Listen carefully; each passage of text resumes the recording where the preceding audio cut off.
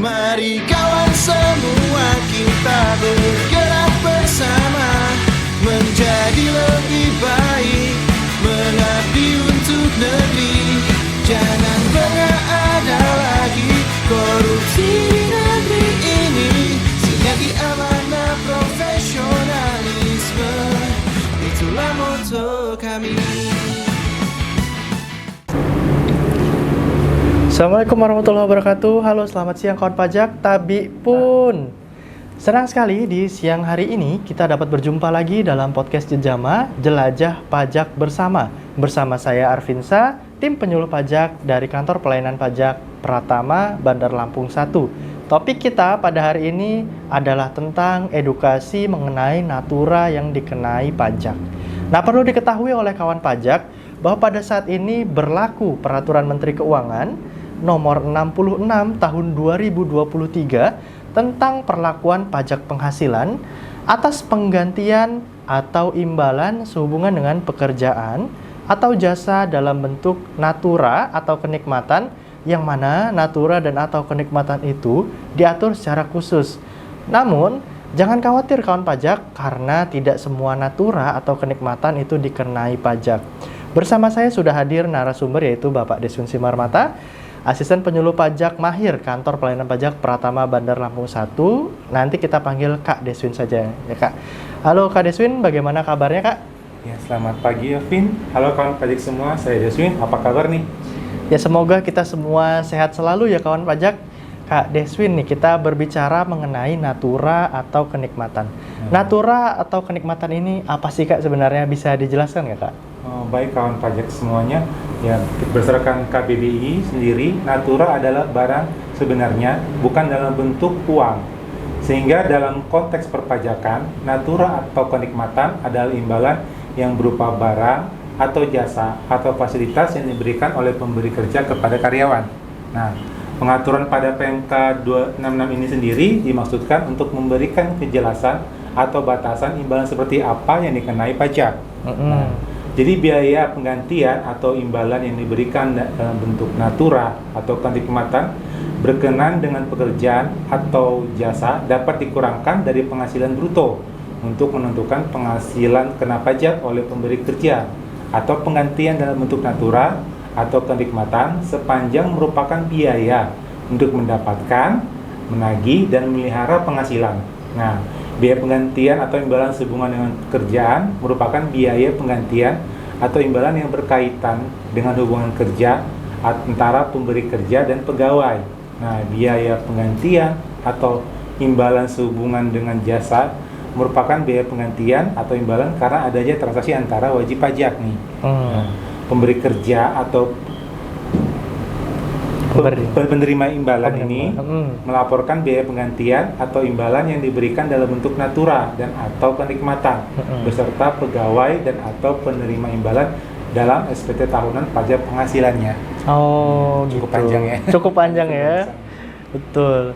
Nah, ini kan peraturan ini sudah mulai berlaku gitu Kak Deswin. Kira-kira itu bagaimana nih waktu berlakunya itu, dari kapan sih gitu? Nah, ketentuan mengenai biaya penggantian atau imbalan ini sendiri dalam bentuk natura itu berlaku sejak tanggal 1 Januari 2022. Ini bagi pemberi kerja yang menyelenggarakan pembukuan. Tahun bukunya itu 2022 yang dimulai dari sebelum tanggal 1 Januari 2022. Nah, atau jika tahun buku 2002 dimulai bagi pemberi kerja yang menyelenggarakan pembukuan tahun buku setelah tanggal 1 Januari 2022. Segitu. Dan kemudian yang dikecualikan dari objek penghasilan ini dalam bentuk natura atau kenikmatan meliputi makanan, bahan makanan, bahan minuman, atau minuman sendiri untuk seluruh pegawai. Nah, kemudian natura atau kenikmatan yang disediakan di daerah tertentu, natura atau kenikmatan yang harus disediakan oleh pemberi kerja dalam pelaksanaan pekerjaan, kemudian natura atau kenikmatan yang bersumber atau dibiayai dari anggaran pendapatan belanja negara, anggaran pendapatan belanja daerah, dan anggaran belanja desa, dan atau natural kenikmatan dengan jenis dan batasan tertentu. Oke. Itu ada beberapa kategori yang bisa dibebaskan. Jadi nggak semuanya ya Kak Desun ya? Benar, nggak semuanya yang Nggak semuanya. Nah, kayak pada kesempatan kali ini kita bahas dari sudut pandang pemberi imbalan berarti Kak Desun ya? Iya, benar. Nah, dari sudut pandang pemberi imbalan, ini jangan khawatir, nanti kita bahas satu persatu, utamanya yaitu yang dikecualikan supaya ada kejelasan nih. Nah, pertama kita bahas dulu untuk makanan dan minuman nih Kak. Bisa dijelaskan nggak lebih lanjut? Nah, yang poin pertama tadi kan makanan atau bahan makanan, bahan minuman atau minuman yang bagi seluruh pegawai nih ya. Seluruh pegawai. Itu berarti meliputi makanan dan atau minuman yang disediakan oleh pemberi kerja di tempat kerja. Oke. Kemudian kupon makanan atau minuman bagi pegawai yang karena sifat pekerjaannya itu tidak dapat memanfaatkan pemberian tadi yang tempat kerja, baik itu misalkan meliputi pegawai bagian pemasaran, bagian transportasi, atau dia lagi dinas di luar daerah atau dari tempat kerja. Kemudian kupon ini merupakan alat transaksi ya, bukan uang yang dapat ditukarkan dengan makanan atau minuman, termasuk penggantian oleh pemberi kerja atas pengeluaran untuk pembelian atau memperoleh makanan dan minuman di luar tempat kerja yang ditanggung lebih dahulu nih oleh pegawainya. Yang tadi yang bagian pemasaran, bagian transportasi atau bagian yang lagi dinas keluar kota. Nah, nilai kupon itu ya ini tidak melebihi dari 2 juta dan untuk 1 bulan. Nah, kemudian bahan makanan atau bahan minuman yang bagi seluruh pegawai dengan batas nilai tertentu yaitu tidak melebihi 2 juta juga tiap pegawai dalam jangka waktu 1 bulan. Kemudian selisih. Nah, jika ada selisih nih, jika ada selisihnya itu selisih dari nilai kupon yang diberikan dengan batasan nilai itu, maka atas selisih tersebut yang merupakan objek pajak penghasilan. Cukup fair ya kawan pajak ya. Jadi bagi pegawai yang ada di dalam, yang bekerjanya di kantor ya, atau di luar lapangan, atau di luar lapangan itu semua ada aturannya. Dan batasannya juga sama ya, Kak Desun, yaitu 2 juta tiap pegawai dalam jangka waktu 1 bulan. Benar. Gitu. Ya, jadi cukup fair ya ini ya. Nah, kemudian untuk yang di daerah tertentu itu kan ada fasilitas juga Kak. Gimana itu? Nah, untuk natur atau kenikmatan yang disediakan di daerah tertentu itu meliputi sarana, prasarana dan atau fasilitas di lokasi kerja untuk pegawai dan keluarganya ya. Jadi bukan hanya untuk pegawainya saja tapi untuk keluarganya, yaitu dapat berupa tempat tinggal termasuk perumahan, pelayanan kesehatan, pendidikan, peribadatan, pengangkutan dan atau olahraga nih, tapi tidak termasuk ya yang mewah ya seperti golf atau balap perahu atau pacuan kuda. Nah, itu sepanjang lokasi usaha pemberi kerja mendapatkan penetapan daerah tertentu dari Direktorat Jenderal Pajak. Jadi daerah tertentu ini harus ada penetapan khusus dari Dirjen Pajak baru bisa dikategorikan sebagai daerah tertentu. Nah, atas daerah tertentu lah misalkan fasilitas tersebut dapat dibebaskan atau tidak dikenakan pajak penghasilannya. Nah, jadi kawan pajak yang saat ini bekerja dalam daerah yang ditetapkan oleh Direktur Jenderal Pajak itu bisa sebagai daerah tertentu oleh Direktur Jenderal Pajak itu jangan khawatir karena itu juga sudah di-include atau termasuk dalam peraturan dari Peraturan Menteri Keuangan Nomor 66 Tahun 2023 ini.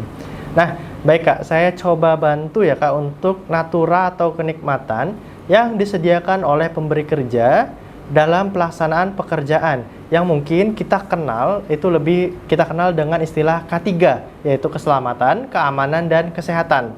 Natura yang harus disediakan oleh pemberi kerja dalam pelaksanaan K3 pegawai yang diwajibkan oleh kementerian atau lembaga itu meliputi pakaian seragam, kemudian peralatan untuk keselamatan kerja, kemudian sarana antar jemput pegawai, penginapan untuk awak kapal dan sejenisnya, dan atau natura dan atau kenikmatan yang diterima dalam rangka penanganan endemi, pandemi atau bencana nasional itu juga dikecualikan dari natura yang termasuk dalam pajak penghasilan gitu ya Kak. Benar kawan pajak. Nah, untuk terakhir nih untuk pemberian natura atau kenikmatan yang dengan jenis dan batasan tertentu. Nah, itu didasarkan pada jenis natura atau batasan tertentu berupa kriteria penerima atau nilai natura tersebut dan jenis kenikmatan dan atau batasan tertentu dari kenikmatan berupa kriteria penerima, nilai dan atau fungsi dari kenikmatan. Nah, atas batasan ini mungkin kawan pajak ini bisa lihat sendiri ya di peraturan itu di lampiran Peraturan Menteri Keuangan nomor 66 tahun 2023. Nah, situ tercantum tuh daftar-daftar batasan tertentu atas yang tidak dikenakan pajak penghasilan tersebut.